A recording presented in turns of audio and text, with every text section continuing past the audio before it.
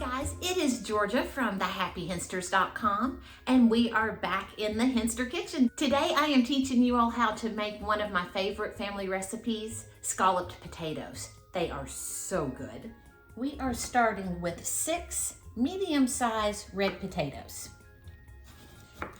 that I am cutting in about 1/8 of an inch thickness. I'm going to pop these right into my saucepan, and we are going to cover it with cold water and a teaspoon of salt. And then we're going to bring this to a boil and cook until tender. We are back with our cooked potatoes. It took my potatoes probably about 20 minutes to be fork tender. And now I am taking a 2-quart casserole dish, and I've just taken a pinch of butter, and I'm going to butter the bottom and sides of my dish. My potatoes I drained well, and I am just putting these right in my casserole dish. We're going to leave the potatoes here, grab our saucepan, and head over to the stove to finish this up. To our saucepan, I am going to add 3 tablespoons of butter and let that start to melt. To our melted butter, we're going to add 2 tablespoons of all-purpose flour.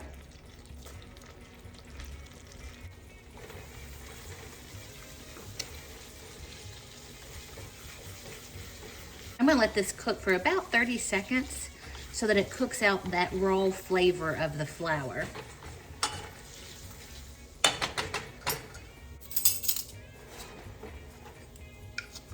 We're going to go in with 1/2 teaspoon of salt. I prefer kosher salt.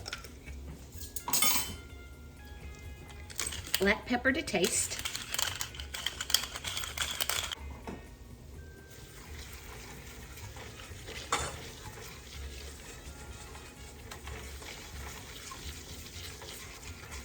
I don't know how butter, flour, salt, and pepper can smell so good, but dang if it doesn't.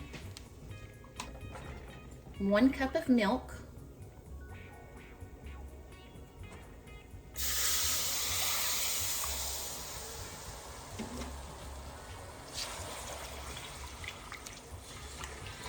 That sounded rather impressive, didn't it? We are just going to continue to cook and stir this until it's thickened up. We are already thickening up nicely. I'm going to pull this off of the heat, and we're going to add our cheese. I have about 4 ounces of a mild cheddar cheese that I'm going to be using today. This is really one of the great things about this recipe. Use whatever cheese you want. Velveeta is so good in this. I hate to admit it, but it really is. But it's a very customizable recipe, which is part of the reason why I love it so much. Okay, so I've just diced up my cheddar cheese, sort of, and I'm going right into that hot milk mixture that we made on the stove.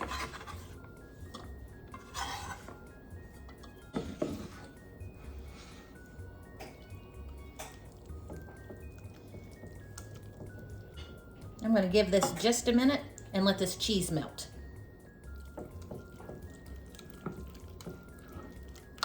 Oh, doesn't that look beautiful? I love when the cheese starts stringing apart like that. You just know it's going to be good. At this point, let's take a little bit of a taste. That's good. You want to make sure that there's enough salt, but don't go overboard, because remember, we cooked our potatoes in salted water.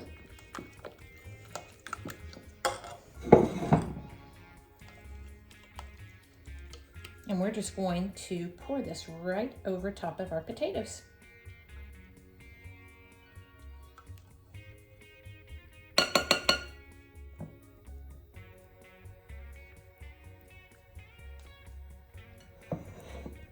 We're just gonna smooth this around, making sure to get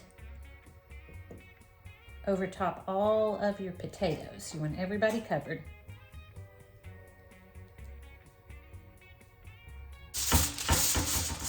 Let's cover this tightly with some aluminum foil.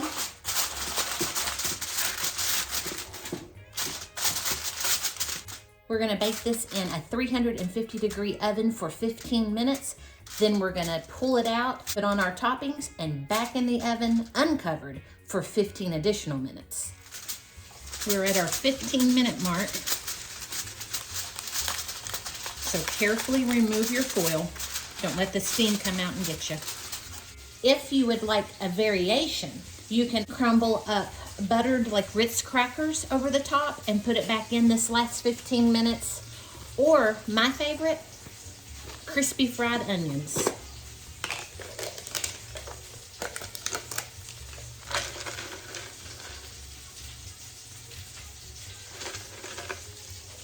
I love the texture change,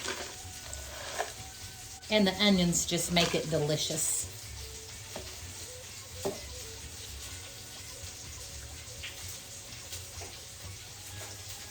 Back in the oven we go for an additional 15 to 20 minutes once everything's good and bubbly and it's nice and brown on top.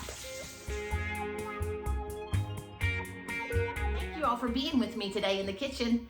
You all are gonna love these potatoes. They really are so simple to put together. Your house smells like heaven while they're baking, and your stomach is gonna be oh so happy.